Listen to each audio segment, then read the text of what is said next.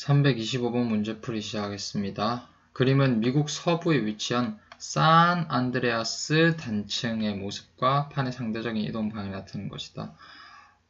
판의 상대적인 이동 방향을 서로 어긋나게 잘 표현을 해주었어요. 자, 사실 이것을 안 주었더라도 산 안드레아스 단층이라 하면 우리가 바로 변환 단층이다 라고 떠올릴 수 있어야죠. 변환 단층은 어떤 판의 경계에서 자주 보이나요? 오케이. 보존형 경계에서 자주 보이는 지형이 변환 단층이죠. 그죠? 오케이. 자, 이 지역, 그러니까 이 변환 단층에 대한 설명으로 옳은 것만 고른 것은, 자, 지진이 활발하다. 변환 단층, 그러니까 보존형 경계에서는 지진이 활발하죠. 그죠? 특히 천발 지진이 활발해요. 천발이란 것은 얕은 곳에서 발생하는 지진이 활발하다. 이렇게 특히라고 적어줄게요. 하지만 화산 활동이 활발하나요? 그렇지 않아요. 수렴형 경계나 발산형 경계에서는 화산 활동이 활발한 반면 보존형 경계에서는 활발하지 않아요. 화산 활동이 없다고 볼 수 있죠. 자, 디귿. 멘틀 대류의 상승부에 위치한다. 자, 요거는 아니죠. 멘틀 대류의 상승부에 위치한다는 말은 이 그림으로 그려보면, 디귿을 그림으로 그려보면 이렇게 멘틀이 있어요. 멘틀 대류가 상승한다는 말은 여기 이곳이 상승부죠. 요렇게 위로 상승하고 있으니까. 자, 이러면 이 멘틀 위에 있는 지각, 이 판이 요렇게 반대방 서로 멀어지는 방향을 이동하면서 여기가 벌어지게 되겠지. 이게 발산형 경계잖아. 그죠? 발산형 경계.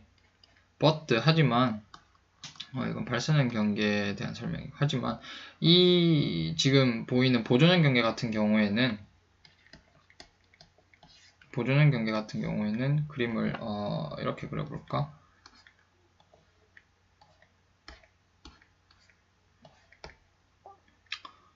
이렇게 반으로 잘라서 앞쪽에는 멘틀이 이렇게 대류하고 뒤쪽에는 이렇게 대류한다고 볼 수 있죠. 그래서 검은색으로 나타내면 위에 있는 이 판의 이동 방향이 밑에 있는 멘틀이 이렇게 반시계 방향으로 도니까 이쪽 왼쪽으로 이동할 테고 바로 옆에 있는 이 판은 시계 방향으로 도니까 이렇게 이동할 거예요. 이거를 그대로 그려놓은 게 이거잖아. 그죠? 그래서 디귿은 틀리게 됐어요. 답은 그래서 1번. 자, 다음 문제.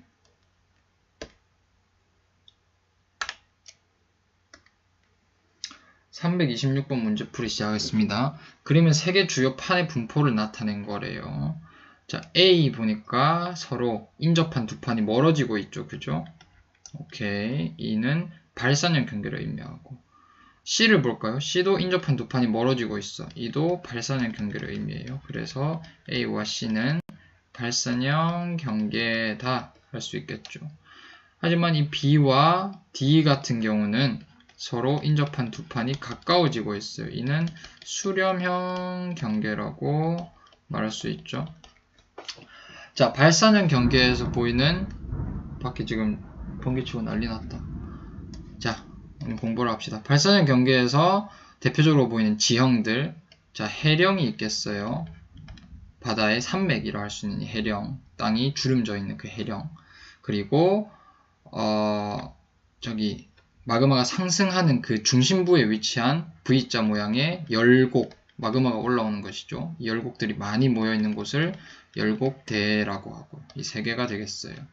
하지만 수렴형 경계에서는 어떤 A라는 판이 B라는 판 밑으로 섭입하고 있는 곳을 섭입대라고 하고, 그 다음에 그 섭입대 주변에 바다의 구멍, 아주 깊은 해구가 관찰이 될 거고, 그 섭입대 아래쪽에서 이제 마그마, 암석이 용융되어서 마그마 형태로 녹아서 분출되는, 그게 저기 화산이잖아. 그죠? 그 화산들이 바다 위에 줄지어서 쭉 나타날 경우에 일본과 같이 호상 열도가 나오기도 하죠. 그 다음에 습곡 산맥. 그러니까 A라는 판이 B라는 판 밑으로 섭입을 하게 될 때 이제 B라는 판은 주름이 지면서 그러니까 요런 형식이지. A, B 이동 방향이 이쪽이에요. 그럼 이 판 이게 곱게 이렇게 들어가는 게 아니라 여기 마찰을 일으키면서 들어가기 때문에 이 판들이 이렇게 접히게 돼.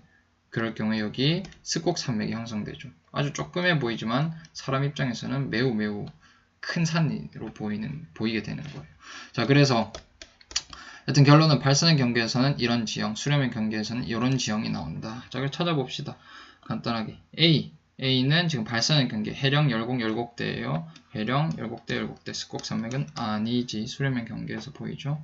자, B는 지금 수렴의 경계예요. 해구 있나요? 있죠. 호상열도 있나요? 있죠. 이건 다 맞네. 하지만 4, 5번은 날라갔죠 이미. 오케이. C는 지금 발산의 경계예요. 해령, 열곡, 열곡대가 있어야 돼요. 해령, 해구 아니죠. 습곡 산맥 아니죠. 답은 2번이네요. 일단 D도 봅시다. 수렴의 경계에서는 섭입대, 해구, 호상열도, 습곡 산맥. 해구 맞죠? 열곡대 아니죠. 해령 아니죠. 오케이. 답은 일단 2번이에요. 자, 우리 조금 더 공부를 해봅시다. 지금 A, 세계지도를 보고 A가 과연 어떤 예시인지 한번 다 같이 알아봅시다. A가 있는 곳은 여기는 어디야? 이 아프리카 대륙이죠. 그죠?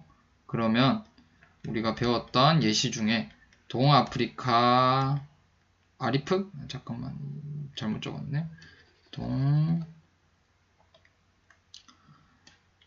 동아프리카 열곡대에 대한 사진을 한번 봤을 거예요. 오케이. 여기는 동아프리카 열곡대야. 그다음 B를 봅시다. B는 여기 왼쪽에 보면 우리나라 있는 거 보여요. 이게 우리나라예요. 그 다음에 여기가 일본이지. 오케이. 일본 바로 앞에 이런 수렴의 경계가 지금 형성이 되어 있어요. 그래서 B에 대한 실제적인 사례는 일본 열도 그 자체, 그것이 바로 호상열도죠.